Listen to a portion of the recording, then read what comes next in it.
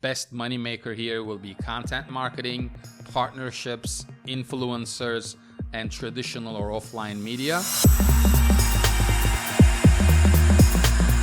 Hello everybody, welcome to Search. This week we will talk about how to market tobacco products and restricted products online. Now we get some requests on this, Joe, but lately we've been getting a lot of requests because everybody's remote, everybody's trying to go 100% digital. We've been talking about this for weeks now.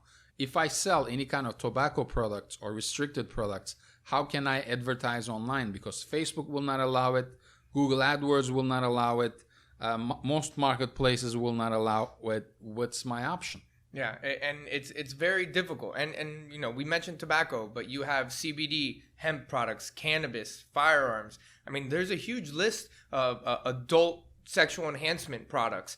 There's a huge list of restricted categories in Facebook. Which one was the last one? Sexual enhancement. That's the cameraman's who's most favorite category, right? Oh, perfect. I have. So this is one way you could do it, is word of mouth advertising, just like this. You know, a friend telling a friend, right? But you can't rely on word of mouth, right? So, and unfortunately, you have really just two options. It's SEO and content marketing, making sure that when somebody is searching for a product like yours, you're visible organically on Google, and you do that through an effective SEO strategy that is content on a monthly basis implemented on your site that's targeted for these specific keywords, backlinks to reinforce these pages, using anchor text to reinforce those specific keywords.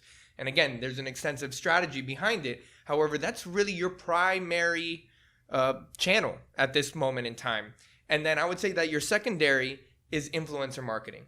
Again, the only tough part about influencer marketing is the attribution. How really do you know if they're driving these sales to your site? But at the end of the day, because you're limited, it's still an avenue that I would say it's worth testing the waters with. And I would add two more to that list. So Joe talked about the first two.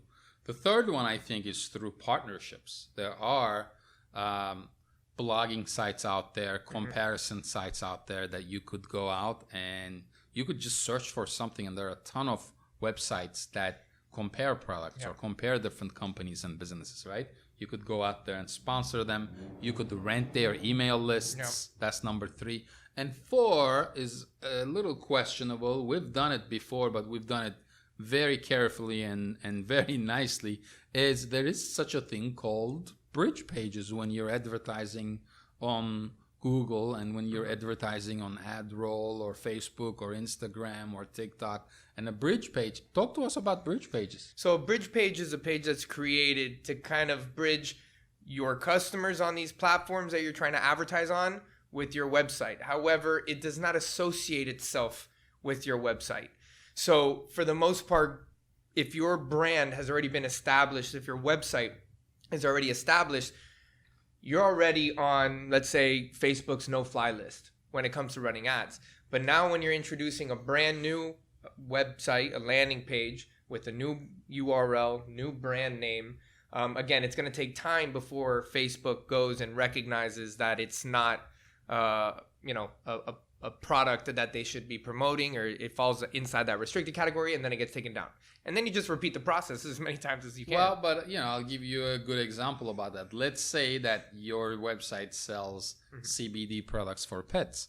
Anything with CBD is going to be challenging on Facebook and on Google to get your ads approved, right? So what you could do is you could say calmpets.com. You get that domain.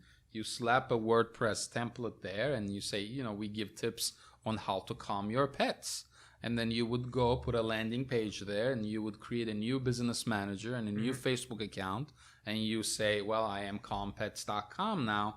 I teach people how to calm their pets. Some of those options, again, are, you can train your pet. You can have your pet listen to classical music. You can have your pet, you can change the diet of your pet. And, CBD is one of those options, but you don't actually mention that on the website.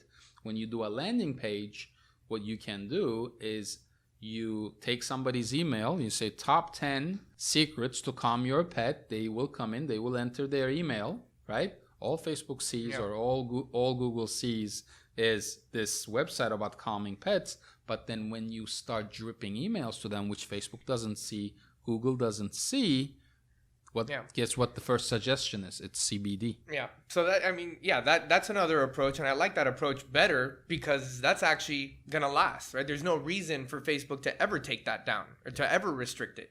So in that case, that's a much better strategy. But full disclaimer, if you are a huge CBD website with a lot of volume, Facebook now tracks IP logins. Yeah.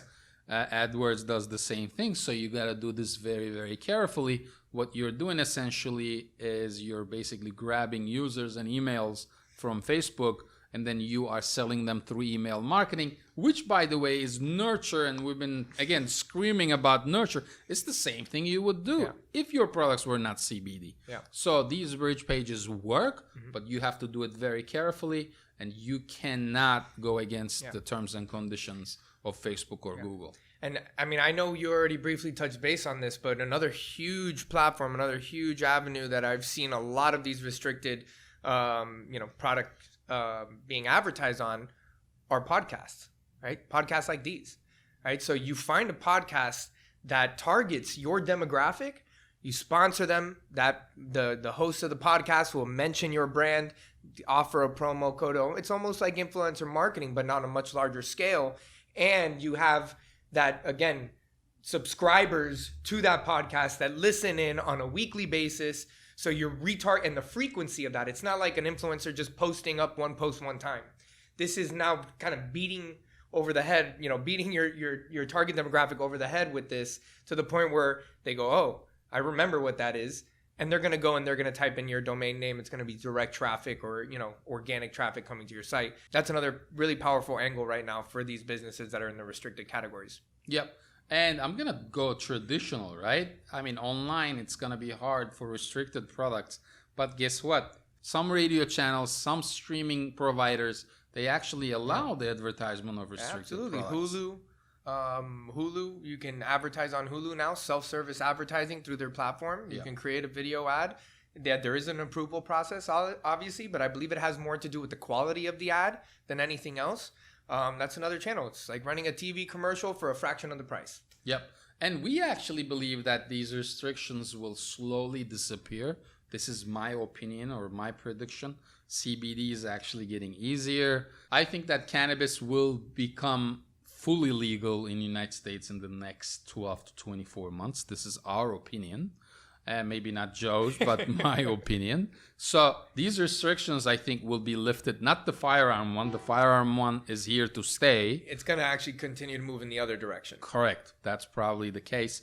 But again, there are ways to advertise your restricted product, including tobacco products.